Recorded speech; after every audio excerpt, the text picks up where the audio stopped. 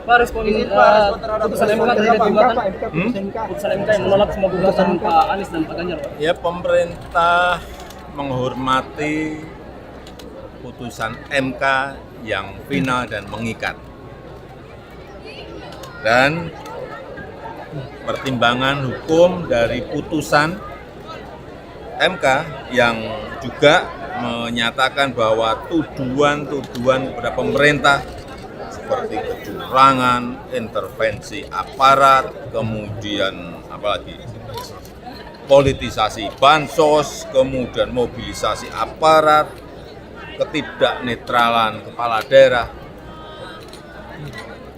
telah dinyatakan tidak terbukti. Ini yang penting bagi pemerintah ini. Dan menurut saya ini saatnya kita bersatu. Karena faktor eksternal, geopolitik, betul-betul menekan ke semua negara. Saatnya bersatu, bekerja membangun negara kita.